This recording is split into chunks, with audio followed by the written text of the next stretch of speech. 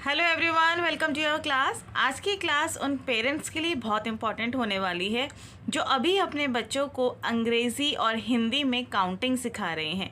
हिंदी में काउंटिंग सीखना थोड़ा सा बच्चों के लिए मुश्किल हो जाता है बिकॉज़ जनरली हम टर्म्स जो नंबर्स हम यूज़ करते हैं वो 1 2 3 4 इसी तरह से बोलते हैं, तो बच्चे इन नंबर से फेमिलियर हो जाते हैं। लेकिन हिंदी के जो अंक हैं, इस तरह से जो हम अंक लिखते हैं या फिर इनको बोलना 1 2 3 4, ये सब बच्चों के लिए थोड़ा सा मुश्किल होता है बिकॉज़ इनकी डे टू डे लाइफ में ये सब नंबर्स, ये सब काउंटिंग जो है हम इस तरह से यूज़ नहीं करते हैं। तो आज की क्लास में हम देखेंगे, जब हम बच्चों को काउंटिंग सिखा रहे हैं, सबसे पहले 1 से 10 तक की गिनती हम बच्चों को सिखाते हैं, जिसके लिए मैंने ये चार्ट बनाया है। इस तरह से चार्ट आप एक पहले ड्रॉ कर सकते हैं, और नहीं अगर आपको इसका PDF चाहिए तो आप डिस्क्रिप्शन बॉक्स में भी देख सकते हैं, आप डाउनलोड ईजिली कर पाएंगे उसको। तो अब ये देखिए, मैं अपनी बेटी को ये इंट्रोड्यूस करवा रही थी, तो मैंने उसी के लिए कुछ एक्टिविटीज़ भी बनाई हैं इसके साथ में। तो मैंने सोचा कि आपके साथ भी शेयर करना बनता है। मैं इस एक्टिविटीज़ को उनको दूंगी तो वो इसको सॉल्व करेंगे आगे जाके। बट अभी ये है कि जैसे सबसे पहले मैं ये जो चार्ट है इसको ही उसको रीड करने के लिए बोलूँगी। 2-3 टाइम्स डेली इस चार्ट को हमें रीड करना है। यहाँ पर सबसे पहले अंग्रेज़ी अंक लिखे हैं, जैसे कि हम 1 2 3 4 बोलते हैं।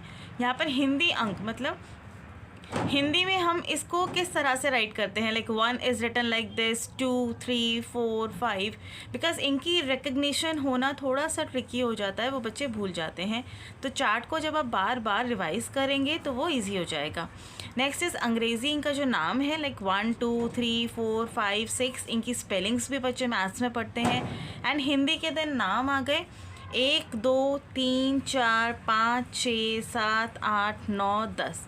इस तरह से ये चार्ट है। 10 तक काउंटिंग है, बिकॉज़ उसके बाद हम इजीली फॉर्म कर सकते हैं। लाइक 11 है तो हमने 1 1 करा तो वो 11 बन जाएगा, तो वो बहुत सिंपल हो जाता है। बट 1 to 10 तक काउंटिंग को रिकग्नाइज़ करना वो थोड़ा सा एक टास्क है।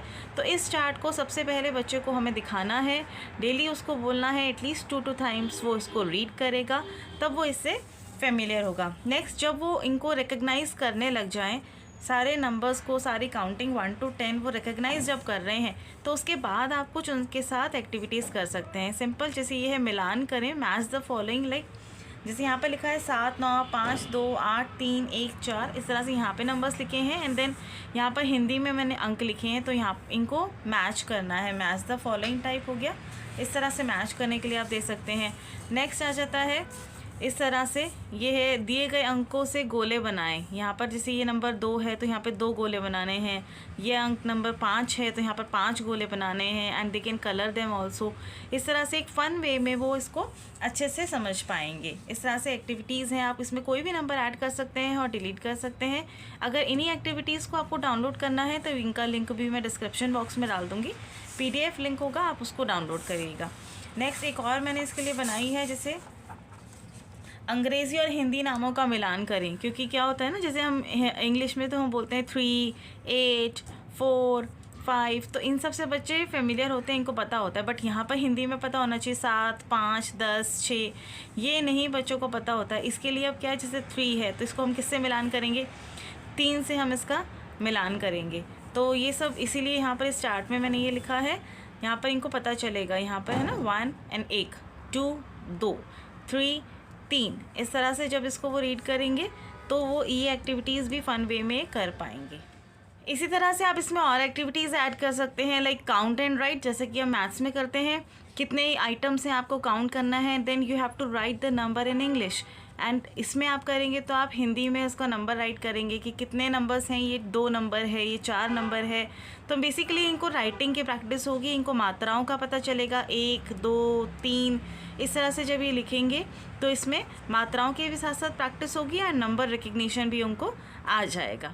इसमें एक चीज़ और, जब बच्चे हिंदी अंक लिखते हैं तो जैसे आप देख पा रहे हैं 1 और 2, ये दोनों ही थोड़े से सिमिलर लगते हैं, तो बच्चे अपने हिसाब से क्या करते हैं, वेरिएशन कर देते हैं, वो नंबर में फिर कंफ्यूज हो जाते हैं। तो इसको ये चीज़ ज़रूर हमें बच्चों को समझानी है कि ये जो नंबर्स हैं इनको बहुत पर्टिकुलरली इसी तरह से ही इनको राइट करना है, जैसे कि हम इन नंबर्स में करते हैं। इनमें हम कोई नंबर में वेरिएशन नहीं कर सकते हैं ना। जैसे इनकी टेल अगर हमें मान लो सीधी बनानी है, टेढ़ी बनानी है, इसको हम अगर उल्टा कर देंगे तो नंबर चेंज हो जाएगा। तो जिस तरह से इनका नंबर का फॉर्मेट है हम उसी तरह से इसको फॉलो करते हैं, उसी को तरह हम हिंदी में भी इसी तरह करेंगे।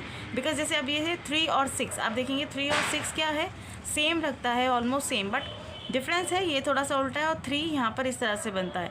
तो क्या है, बच्चे इसमें कंफ्यूज करते हैं और मात्राओं की गलती हो जाती है और कुछ ना कुछ टेल ऐसे बना देते हैं, क्योंकि मेरी बेटी इस तरह से करती है। तो मैं इस वजह से आपको बता रही हूँ कि इसमें थोड़ा सा हमें पर्टिकुलर रहना होता है, ताकि इसीलिए ये चार्ट है, आप इसको बार बार देखें, इसको रिवाइज़ करें तो आपके लिए बहुत हेल्पफुल रहेगा। मैं इसका लिंक डिस्क्रिप्शन बॉक्स में डाल दूँगी, वहाँ से आप डाउनलोड करिएगा। तो चलिए आज की क्लास में बस इतना ही, मैं मिलती हूँ आपसे नेक्स्ट क्लास में, तब तक के लिए bye bye and thank you so much for watching my video.